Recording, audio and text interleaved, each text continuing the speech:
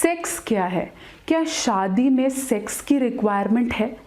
बहुत से लोग मेरे पास आते हैं और पूछते हैं कि मैम मैं अब अपनी शादी में सेक्सुअल डिज़ायर फील नहीं करती हूँ, मुझे नहीं लगता है कि मैं अपनी शादी में सेक्स को इन्वॉल्व कर पाऊँगी, मुझे अब वो फील नहीं आता, मुझे वो अटैचमेंट फील नहीं आता। सिमिलरली कुछ ऐसे लोग भी हैं जो ये कंप्लेन करते हैं कि मैं अपनी मैरिटल लाइफ में सेक्सुअल इंटीमेसी से खुश नहीं हूँ, मुझे नहीं लगता कि मैं सैटिस्फाइड हो पाता हूँ या हो पाती हूँ। शादी और सेक्स का कितना और कैसा रिलेशन है, आज मैं इस वीडियो में बात करने वाली हूँ। नमस्कार, मैं हूँ डॉक्टर नेहा मेहता। मैं क्लिनिकल साइकोलॉजिस्ट यानी कि एक मनोवैज्ञानिक हूँ और आज मैं आप लोगों से बात करने वाली हूँ कि सेक्स और मैरिज दोनों का कितना कैसे रिलेशन है और ये इम्पॉर्टेंट क्यों है। इससे पहले कि मैं आपको बताऊं, आपने मेरे चैनल को सब्सक्राइब करना नहीं भूलना है और इस वीडियो को लाइक और शेयर ज़रूर करना है।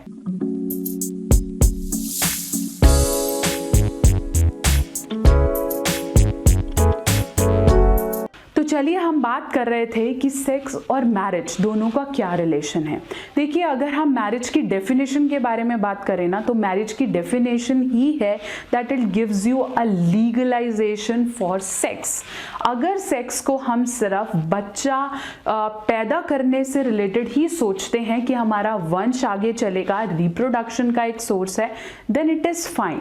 लेकिन बहुत लोग इस कंप्लेंट लेकर आते हैं और बहुत लोग इसे शेयर भी नहीं करते हैं, क्योंकि सेक्स एक ऐसा टॉपिक है जिसे पॉजिटिवली की बजाय नेगेटिवली परसीव ज़्यादा किया जाता है। बहुत से कपल अपने पेरेंट्स को ये प्रॉब्लम बताने के लिए भी बहुत झिझकते हैं कि मैं कैसे उन्हें कन्फ्रंट करूं कि मैं खुश नहीं हूं, या मैं करना नहीं चाहती, या मेरे को इसमें इतनी खुशी नहीं मिलती। बहुत से ऐसे क्वेश्चंस हैं। मुझे याद है मेरे पास एक केस आता था और वो मुझे कह रहे थे कि मैम मेरे लिए मेरी शादी सब कुछ है, मेरा पार्टनर को मैं बहुत वैल्यू करता हूँ, बहुत रिस्पेक्ट करता हूँ और हमारा सेक्सुअल टाइम, हमारा इंटरकोर्स टाइम बहुत कम है, लेकिन हम एक दूसरे से बहुत खुश हैं और मुझे नहीं लगता कि मेरी शादी के लिए सेक्स इम्पॉर्टेंट है। और सिमिलरली जब मैंने उनकी वाइफ से बात की तो वो भी एक कॉमन अंडरस्टैंडिंग पर आके खड़ी हुई।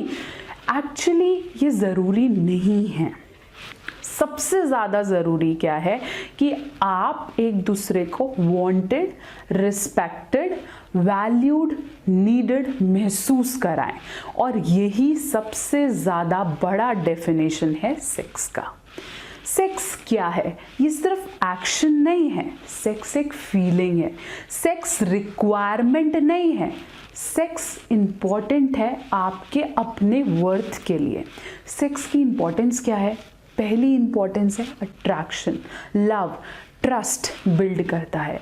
सेक्स की एक्टिविटी एक ऐसा हार्मोन रिलीज करती है जिसे हम फील गुड हार्मोन कहते हैं, जो हमें स्ट्रेस से लड़ने में मदद करता है, हमारी लाइफ को एक नया फ्लाइट देता है, जो कि बहुत इम्पॉर्टेंट होता है। सेक्स एक फिजिकल नीड है। जब हम नीड्स का चार्ट बनाते हैं तो रोटी, कपड़ा, मकान के साथ हम सेक्स भी मेंशन करते हैं, जो कि एक बहुत इम्पॉर्टेंट ह्यूमन नीड है।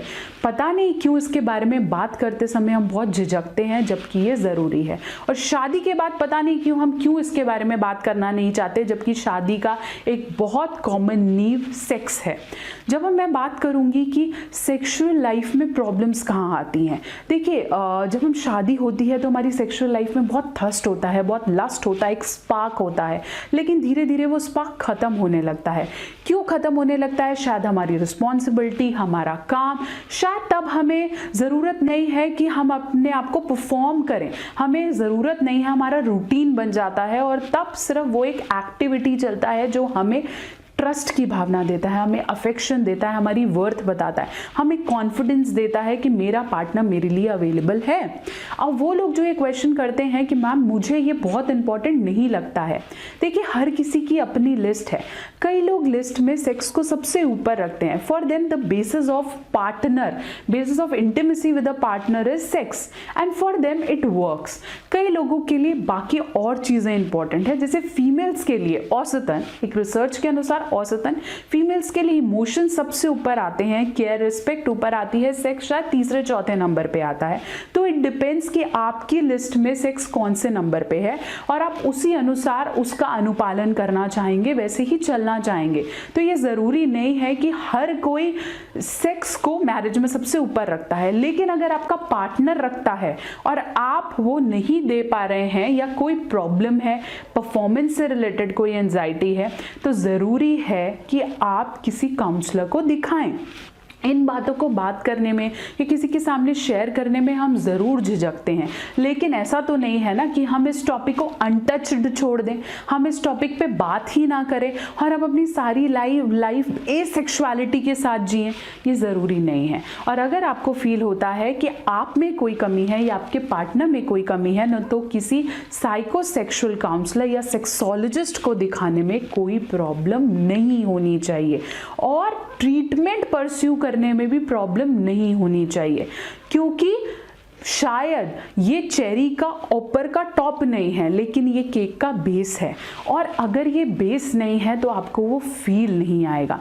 अब जब उन लोगों की हम बात कर रहे हैं कि जिनके लिए सेक्स इतना इम्पोर्टेंट नहीं होता, उनके लिए और बहुत सारे फैक्टर्स हैं जो उनको सेक्स की फीलिंग देते हैं, जैसे शायद एक दूसरे का हाथ पकड़ना, एक दूसरे को टच करना, बैक से हग करना, जिसे हम कडल्स कहते हैं।